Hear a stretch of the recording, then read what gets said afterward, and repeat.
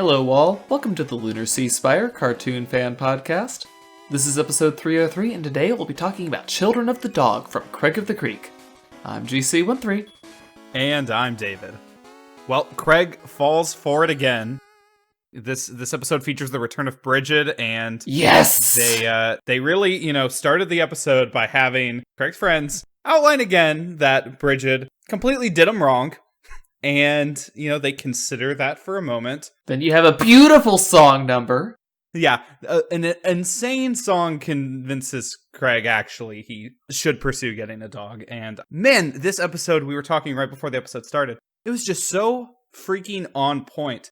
The comedy was, I'm not going to say that comedy's worse just because this episode was better. But, this episode, to me, just stood above the normal Craig of the Creek episode. Just very fast-paced in a good way. There was no unused space. I just feel like the arc of the plot was fantastic. Each beat I really loved, and man, even starting off with a song. Songs are a little atypical for Craig of the Creek, and this one really set. I mean, Bridget came back so strong as a character.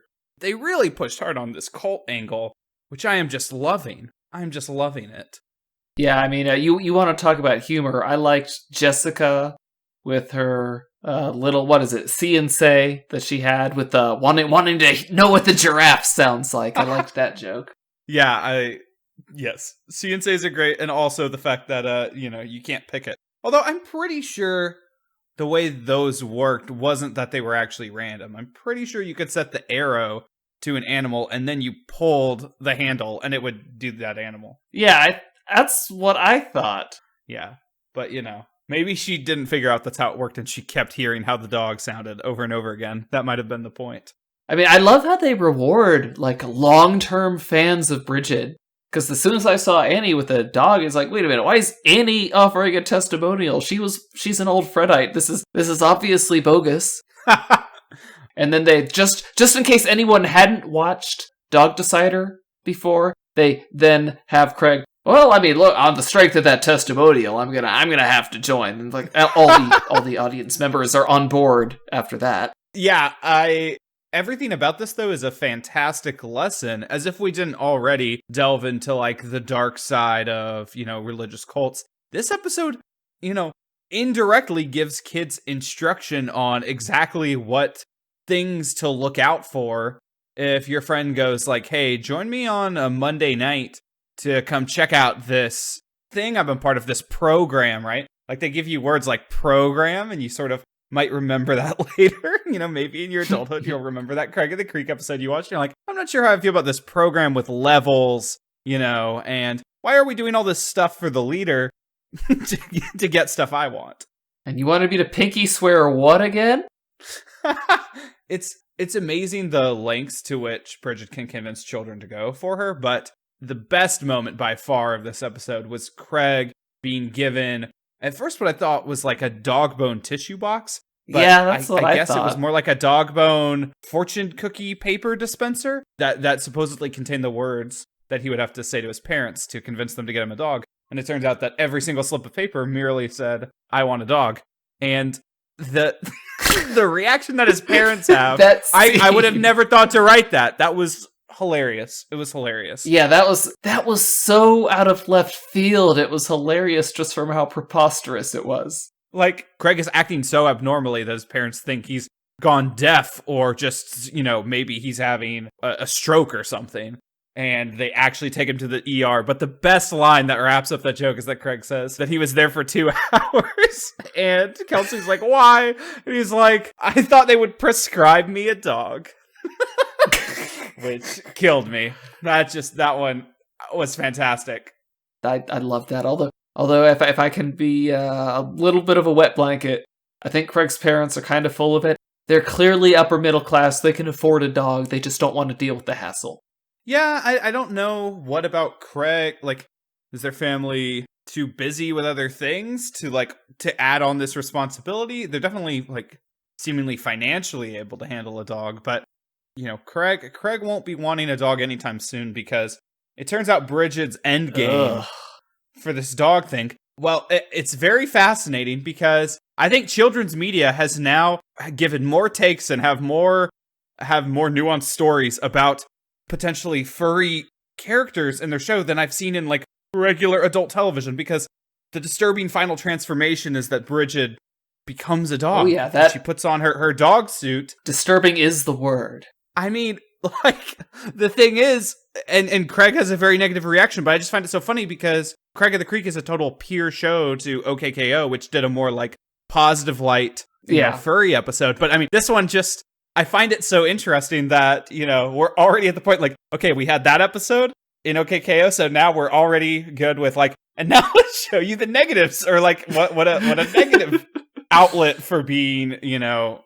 Is Brigid convinced that she's a dog, or is she just pushing this plot more of getting attention? I don't even know at this point. I think the plot maybe is even lost on her a little bit. But, you know, honestly, it's even, I feel like it went even more nuanced than that, because like Craig was disturbed, but the kids were actually perfectly fine. You know, her devoted followers were perfectly fine. Oh yeah, her level 3s ate it up.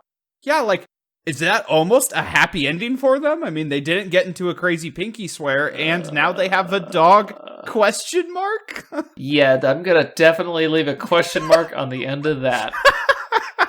I don't know. It was, that was a very weird turn. But all of it, I mean, learning that Brigid is motivated by the fact that she wanted a dog and her parents wouldn't get one for her because they thought she'd be too intense with it. Yep. I agree with that. Yeah, I'm not sure what we were supposed to take as the meaning of that, but intense. Brigid is always intense when dogs are involved. Like, it's not just, oh, look at Fred, he's a great dog. It's, you must worship Fred. Like, everything gets amped up to 11. But the thing is, like, where did she get that dog carrier that she locked, you know, Craig and Co. in? Like, was that, you know, like... Let's talk about the dog carrier for a moment. That scene, I thought, and I think that I was supposed to think, that she was going to either try to drown them or threaten to try to drown them. And at the very end, the dog carrier's just sitting there uselessly in the creek.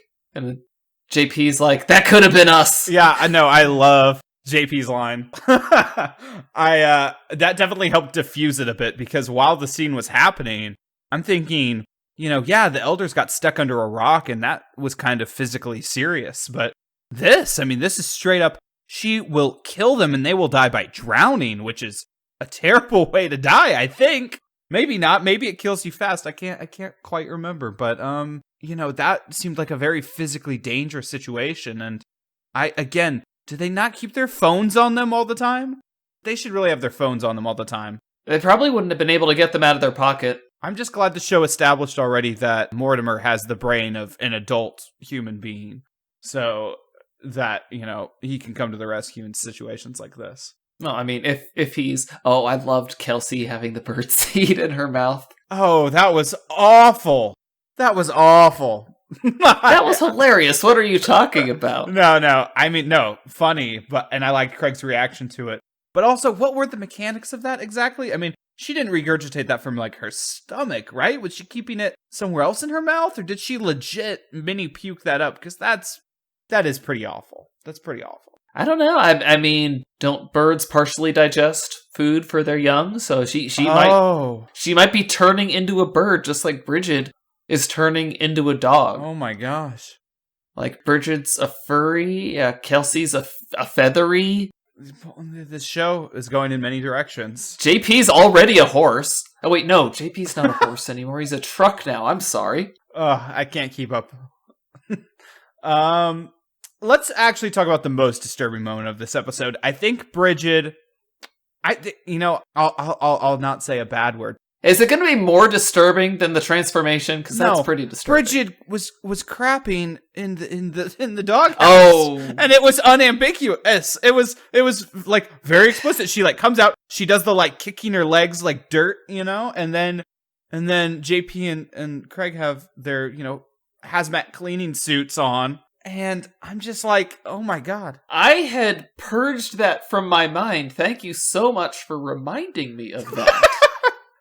I mean, that's what I'm saying when I say that this episode was just on top of it with the jokes. Like, they went extreme for everything, which I think really benefits this episode. Everything about this, I guess it's because of Bridget's presence, is just elevated to the extreme. And the fact that they bring in, like, yeah, Brigid is a lost cause. Like, she is using the restroom in the middle of the creek in a doghouse. And where is she getting this dog stuff? Where did she steal a doghouse from? Where did she steal, the carrier from? I mean, I'm pretty sure dogs don't actually go to the bathroom in the doghouse, so... Yeah, no, Bridget doesn't even know how dogs work. Yeah, Bridget has never had a dog, and it shows in her character. Wow. So well written. So well written. Very deep. Only the deepest of lore here on the Lunar Sea Spire. That's what you come here for. So yeah, this episode, incredibly on point with the humor, gives children tons of, like, vocabulary and situational understanding of cults and the behavior of cult leaders, and also gives children who've already watched OKKO a potentially negative view of furries. So now children have multiple viewpoints, I guess, to work with here. So I mean, that's just so much accomplished in 11 minutes. I can't even believe it all happened. This was awesome. Who wrote this one? They're the ones who date Dog Deciders, so they definitely understand Bridget's character. That's why she worked so well, even though they took her in such a different direction. Where does Bridget go from here? Could there really be a third episode about Bridget? I feel like this really takes it. It's gonna have to be a milder episode, because this took it all the way to 11. I mean, where could they take Bridget? I mean, she's running around in her dog suit. I mean, she could... Ooh. I mean, I'm just thinking of... Yes. I'm thinking if she teams up with Wildernessa somehow. I don't know. Wildernessa has a deep respect for nature, but I don't know if she'd view Bridget's obsession with dogs to be a deep respect. Well, I'm just thinking, okay, hear me out. Brigid is incredibly charismatic, and she can convince people that the sky is orange. But can she do that to Wildernessa? Maybe, because remember in Wildernessa's debut episode, Kelsey wanted to free all of the dogs in the neighborhood, and Wildernessa's like, "Don't do that, you dummy. They're gonna die out here."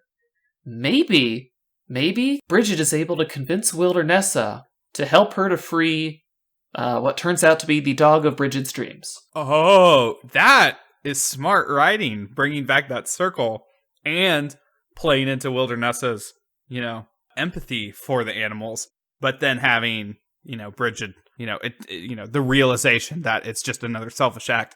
And it allows the plot to not be having to fool Craig a third time, because, fool me twice, right? It's not going to happen again. That would be funny. That would be funny if they somehow managed to fool Craig, because then you could have Wildernessa blame it all on Craig at the end, because she loves to blame everything on Craig. So yeah, Wildernessa hates Craig. So that lets Wildernessa walk away saying, "Oh, Craig, you dummy! How did you let her fool you so easily?" Even though it's like, "But Wildernessa, you were the first person to..." Oh, fine, whatever. GC, I think we need to find an envelope and a piece of notebook paper and write that idea down and send it off to Cartoon Network headquarters. I think that has a solid. It's a solid pitch, honestly. That's a solid pitch. I hope that... I wonder, maybe Bridget will get an episode a season, so maybe we can get this one as her season 4 episode. Maybe we'll be in time. Anyway, guys, that's been us on Children of the Dog. I'm glad to see Bridget back. Join us next week. We should finally be talking about the first episode of Adventure Time Distant Lands, BMO. Until then, I'm GC13. And I'm David. Don't forget to leave us a review wherever you listen to the podcast. Later, everybody.